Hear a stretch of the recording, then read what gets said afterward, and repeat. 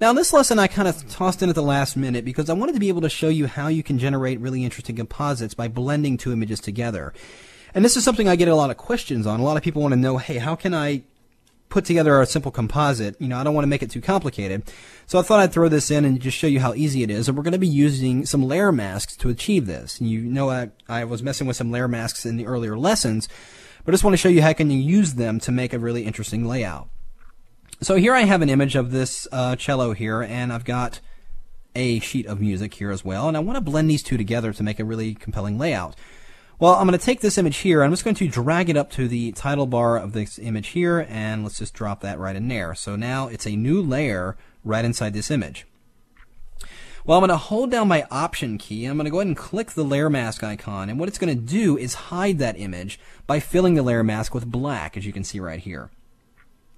Now, we're going to use the gradient tool, and I haven't used the gradient tool much in this course, but if you just select the gradient tool and you have a number of options right up in here, you have a number of preset gradients in here that you can choose from. And the one I use the most commonly is the second one, and this is the foreground to transparent gradient. So right now my foreground color is set to white, and that's what it's using right now, is foreground to transparent. So I'm going to use that to reveal. Now we know if we add white to a layer mask, it's going to reveal whatever is on that layer mask, or whatever's on that layer rather. So we're going to go ahead and use that. Here you can choose the various types of gradients you want to use. You can use a standard radial, or a standard linear gradient, a radial gradient, and you've got other specialized gradients here as well. And I'm just going to use the regular linear gradient. And I'm just going to go over here into my image. I'm just going to click and drag right from the outside area here and just drag inside my document and then release. And you'll notice what's happening.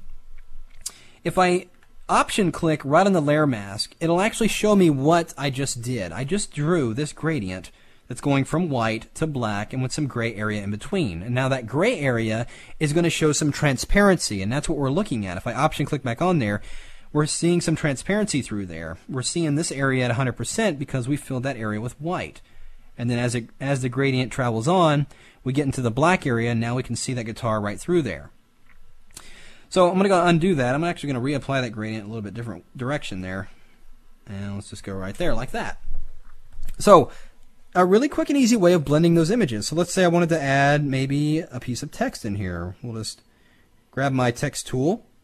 And I'm just going to go right in here to the very top. I'm just going to click to set a text layer. And we'll just type the words music.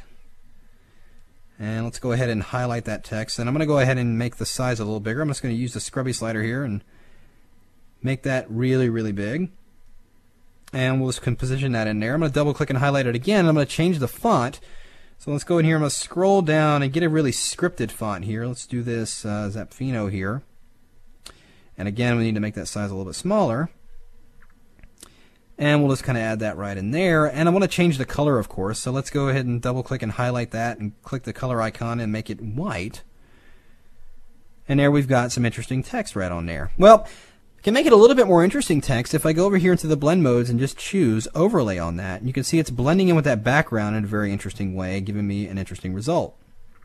So in just a few steps, we've taken two photos and a simple text layer and created a really interesting layout. And the beauty is it's all still on its own individual layers. I can turn them all off and get a very interesting result altogether. If I wanted to, I can go back in here and reapply the gradient.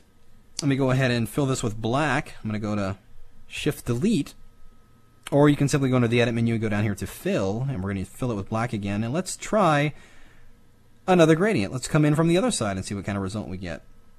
I can undo that and come in from the side. We can come in from the top, get a very interesting effect there. You have a lot of possibilities, and this is just a very easy way of compositing your images together to achieve a very interesting effect. Now, if I go into the toolbar and flip around the colors, and now my gradient is set from black to transparent, I can go ahead and mask more of the area back in just with the gradient there. So I can come in from this bottom corner and mask that effect in a little bit better. Again, still on its own layer, looking like a really, really interesting layout. So, basic compositing techniques, go in there and practice with the layer masking. It's a very non-destructive way because we've done nothing. It appears as though we have deleted parts of that music sheet when in fact we have not. If I hold down my Shift key and click right on that layer mask, it will temporarily disable it. You see a little red X in there.